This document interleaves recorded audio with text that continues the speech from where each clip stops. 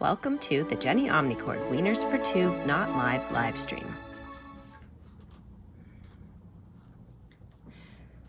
All right, so I've been working on exploring the OM108, and I will at some point film a close-up of some of the cool new sounds and things I found, but I thought just to be able to play a whole song through, that I would move over one of my previously existing songs that was written on the 200. It transfers over to the OM108 pretty good, and so that's what I thought I would film, because it uses a bunch of the different functions, some of which are new to this model. So this song's called Wieners for Two, and it is about a fictional first date restaurant that would feature foot-long hot dogs, except they would be more like 2 foot long. So you would have to go with a date in order to pick up the other half of the dog. So it's kind of a conversation starter, exploring boundaries, seeing how well you get along under unusual circumstances. I am trying to play with the strap. I figured that would be kind of a fun thing to try to do. It is going to make it hard for me to roll up my volumes a bit, so I may have a few bloopers, but I figure we'll just go with it, see how I do. So Wieners for Two, hot dog restaurant that maybe will exist once enough people catch on to what a good idea it is. So I'm using the acoustic piano setting and the waltz, and otherwise, yeah, Wieners for Two. Let's see how I do.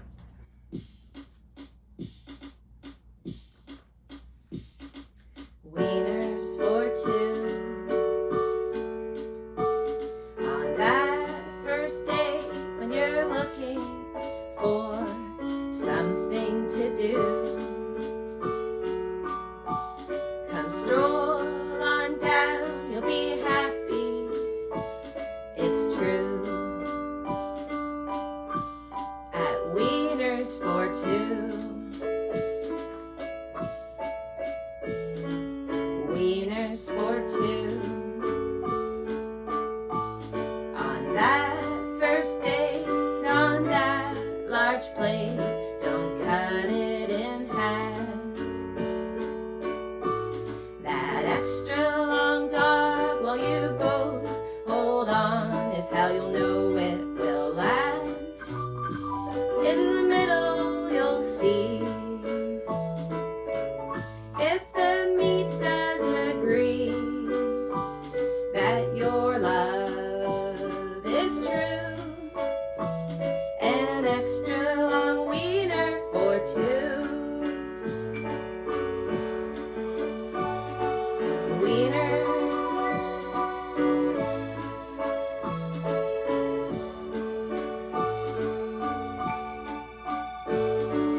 Wiener.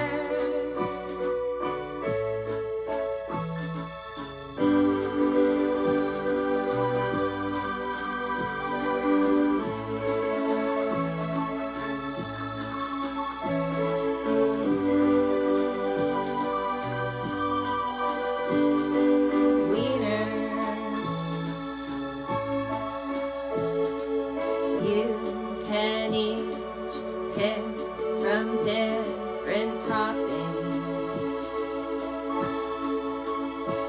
There's nothing wrong with liking different things,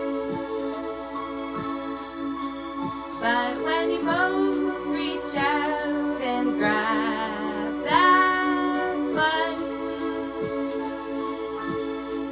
you'll see your day, it'll be great to love down at Wieners for Two. Wieners for Two. Wieners for Two. Wieners for Two.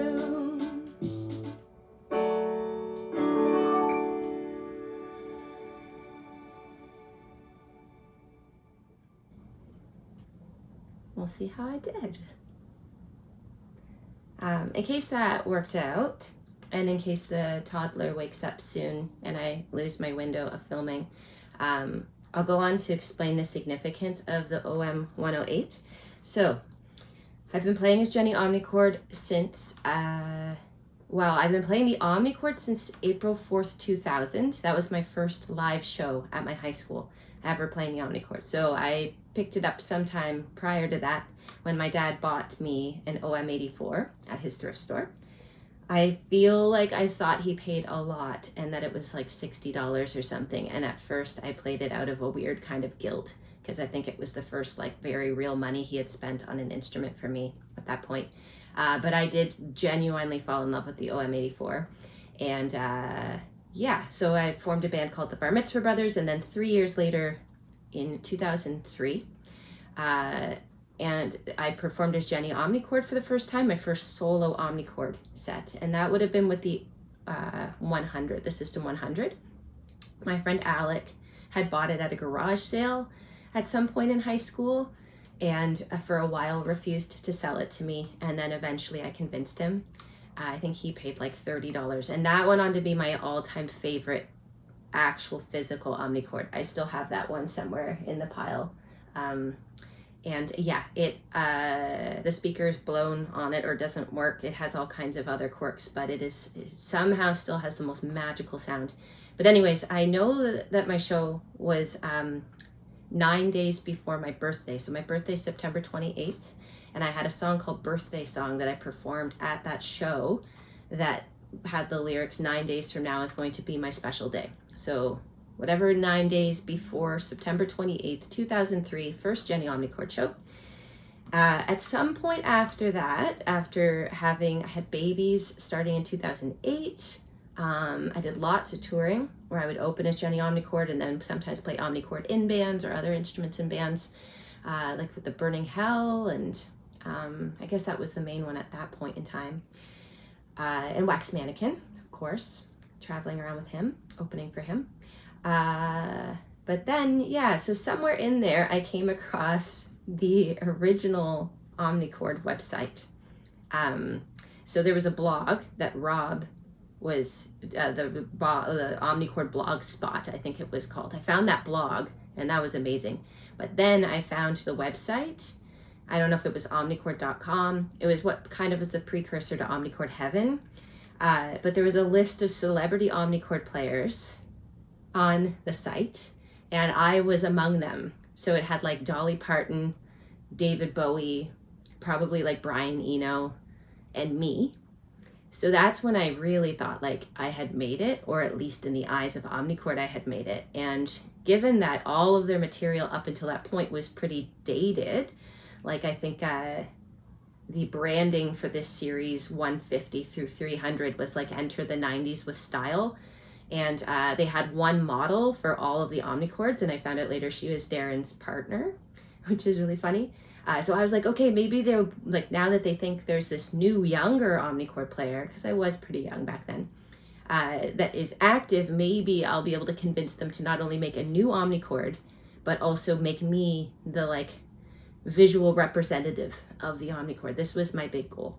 So the Q chord did come out in that time, I think around the year 2000. Mind you, I don't consider it to legitimately be part of the series. People will not love me saying that, some people. I mean, I think you can see a Q chord poking out in this footage probably. I don't love it, and I wanted another Omnichord, to be fair. So I wrote a letter to Suzuki, and I got my friend Phil to send it to look really professional, so that it would seem like I had like representation and like I was a big deal, and I was basically asking them to make a new Omnichord. I may have even gone into detail about the specs and stuff right in that first one. That went to a person in Japan, I think, who then said he was going to send it to the North American UK rep.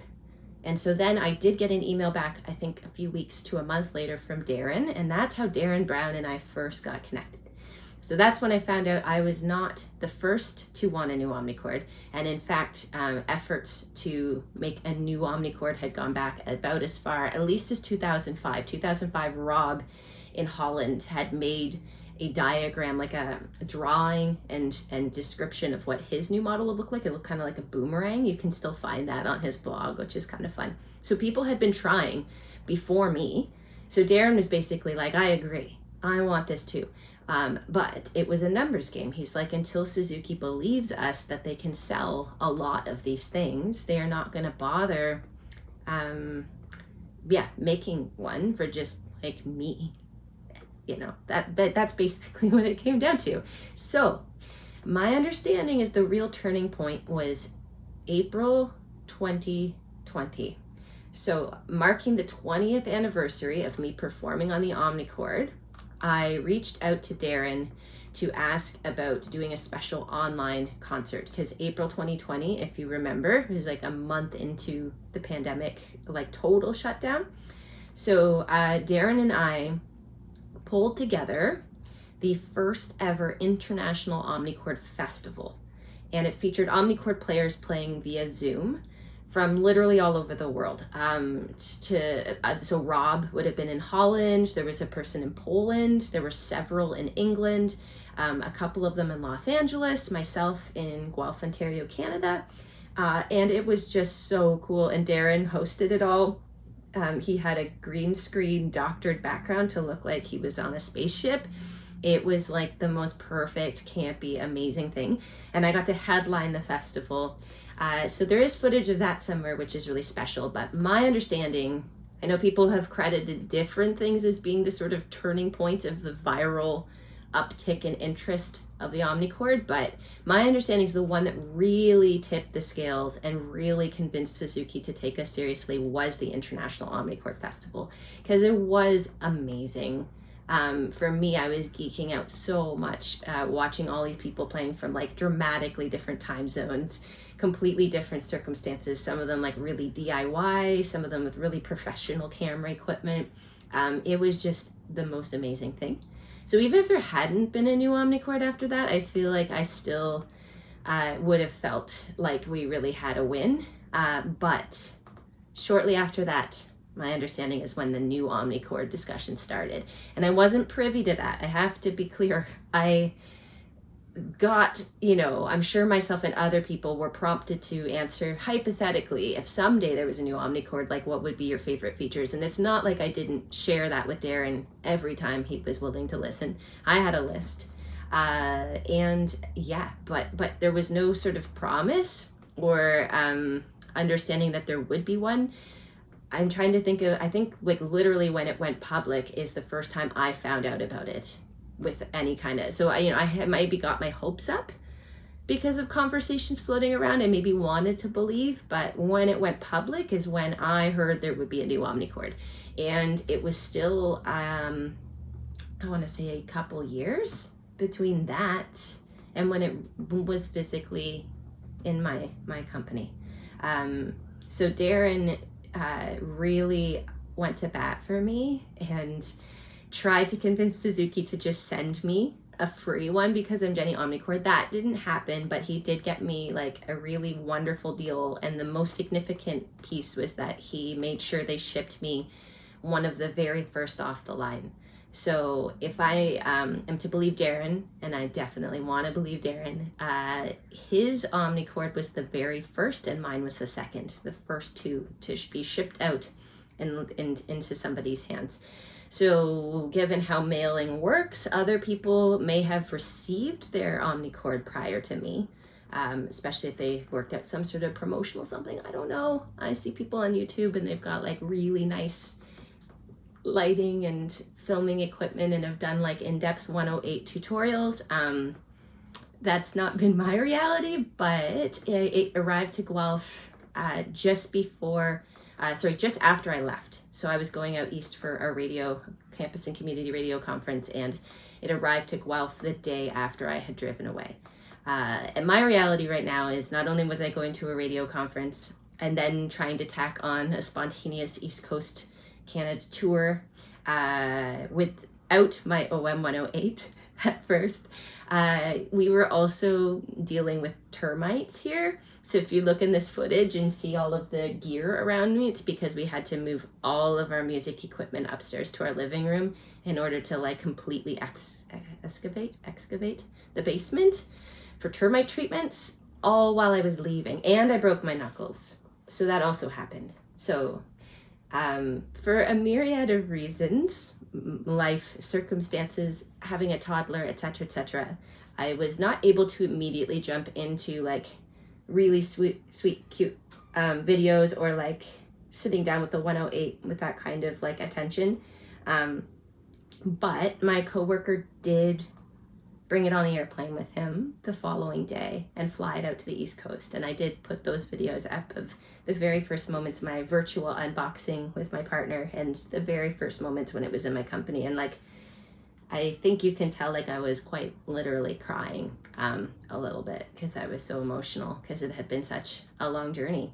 And yeah, now when the toddler sleeps, between everything else going on, I've been diving into it a little bit more, and I've been having like a heck of a lot of fun, and it's really winning me over. It's a complicated relationship. Every new Omnichord that you get, you have that moment where you're like, is it going to do everything? Is it going to do anything? Is it going to do nothing? And I think the biggest thing is figuring out how to carve away the sounds to find sort of like the subtlety. So that's what I'm working on. I've just been blasting through sounds and drums and bass lines and just working at carving them back. So yeah, I will film a maybe more close-up of some of the functions of it. Yeah, it gets my seal of approval for sure. And I think that it is probably going to become a favorite. But I need a bit more time because I really, really love my other Omnichords. And I'm reminding myself that I don't have to replace anything. I just maybe have to figure out a way, maybe with this strap and my double stand situation, I can do 3. I don't know. I don't know if it's, I don't know if I'm gonna have to draw the line somewhere on which Omnichords I use, but this is the OM108. It does have the setup for straps if you have the mechanism. Yeah, a little bit smaller than the other Omnichords, and largely sonically based around the OM84, the OM27, that kind of era of kind of a more analog sound. But there's deeper cuts. It is a very professional machine, and it actually does probably more than I anticipated. So yeah, I look forward to the days ahead. I hope this isn't the last new Omnichord. Maybe this will spark a whole new series. Maybe we'll see the, 2020s, 2030s answer to the 100 series, the 150 series. Who knows what's to come? But thank you endlessly to Darren for me and the 108 getting together. And thanks for watching me be enamored with this thing. The toddler's definitely going to wake up any minute, so I will, I'll sign off until I get a chance to do some more specific close-up stuff. Thank you.